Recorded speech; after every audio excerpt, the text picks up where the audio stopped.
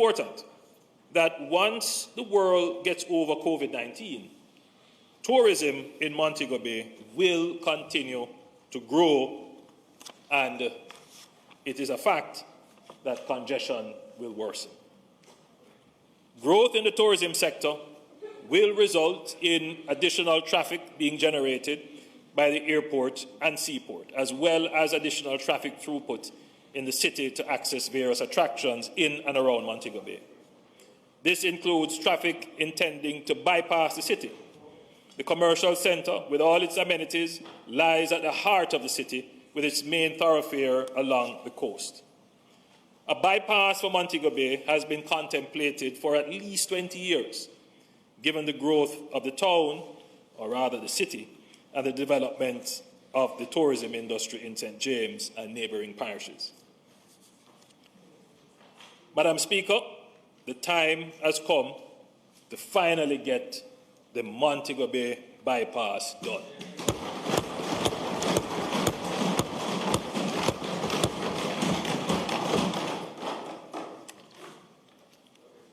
The Long Hill bypass includes a 10.5-kilometre bypass of the treacherous section of the Long Hill, which connects the Montego Bay area to the south coast via Montpelier. The project will improve access from Montego Bay to Jamaica's south coast by providing a direct connection to the Maypen to Williamsfield leg of Highway 2000. The Montego Bay Perimeter project will complement the work that was done by the National Works Agency under the Ferris Cross to Macfield Road Improvement Project in Westmoreland through Midpeak. In the long term, or rather the long-term effect of the Montego Bay Perimeter project is therefore to provide an interconnection to the island-wide road network. That is, both the toll road network as well as the main road network. These works, when completed, will allow for a 4-lane highway network which connects Kingston to Montego Bay. Also included will be the rehabilitation, expansion and widening of Barnett Street and West Green Avenue to complement works being done on the Montego Bay bypass section of the project. Madam Speaker, there have been perennial issues caused by flooding in the city of Montego Bay, which has resulted in significant loss of productivity and damage to property and business. We saw this vividly only 2 years ago. In fact, we saw this vividly last year, with images widely circulated on social media and traditional media of excessive flooding caused by, in fact, a few hours of rain. The cause of the frequent and severe flooding during heavy rain events can be attributed to the significant urbanization of the city over the past 4 decades, resulting in increased storm runoff, inadequate drainage to convey the increased runoff, improper garbage disposal, with garbage being dumped into drainage channels. In addition to the direct flood damage cost, recent flood events in Montego Bay have resulted in many schools and businesses being forced to close, persons missing their flights, visitors finding it difficult to get back to their cruise ships, and residents and commuters being stranded. The effect of these flood impacts, if not addressed, will only continue to stymie the growth and prosperity of the city and the people of Montego Bay and Jamaica as a whole. The need for a comprehensive drainage solution for the city of Montego Bay is therefore urgently required.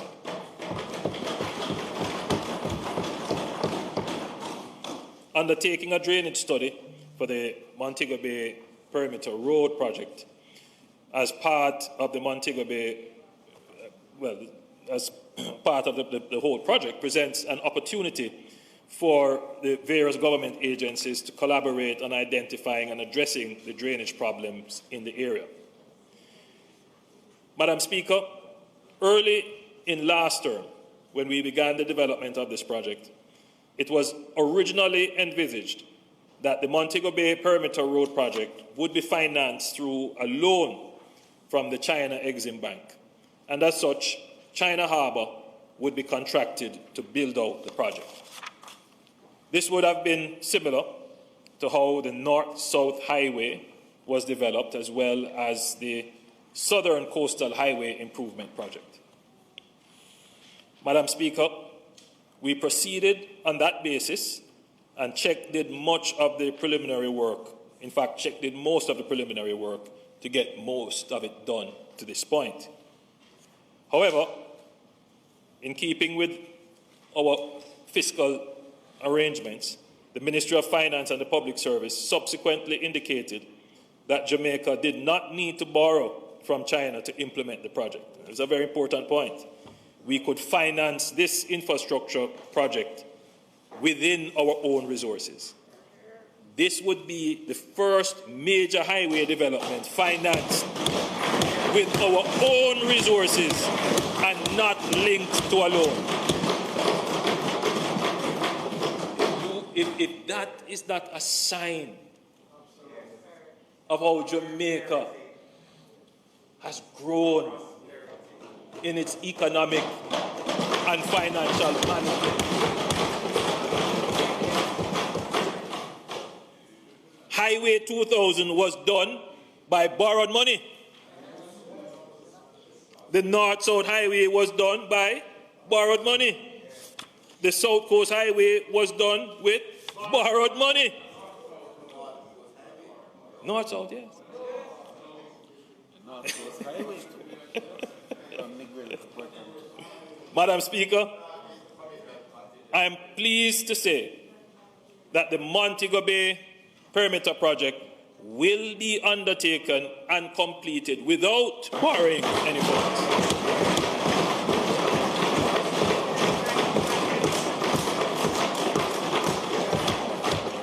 I stated this publicly in 2019, and I conveyed this personally to our friends in China on my visit to that country, and I was well received by President Xi. Madam Speaker, this is a good day for Jamaica. Even in a pandemic, we will develop our infrastructure with the resources of the people of Jamaica.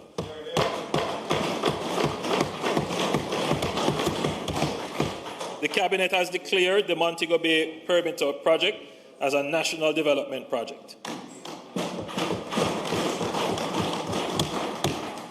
This project will be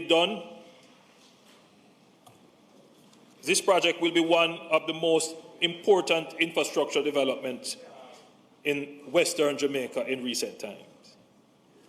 As such, following Cabinet's approval, the Minister of Finance and the Public Service will bring an order to Parliament subject to affirmative resolution for the declaration of the Montego Bay perimeter project as a national development project.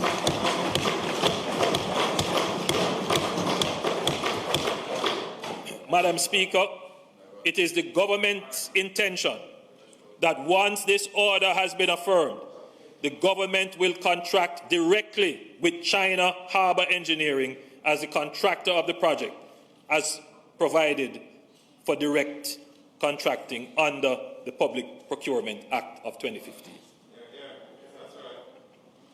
Madam Speaker, Jamaica values our strategic partnership with China in trade and infrastructure development.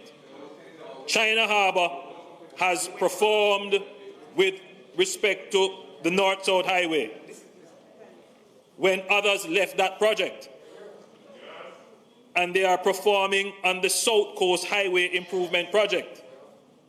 Furthermore, they were the ones who worked on the project with the government from its conceptualization, planning, and preliminary designs. Yes, so it is only fair. It is only fair, and more than that, it is a principled thing to do and a sign of good faith. Right? And the truth is that when times were hard, when other people got up and left the project and no one would put any money in Jamaica, the relationship that we have with China as a strategic partner in trade and infrastructure development has served us well.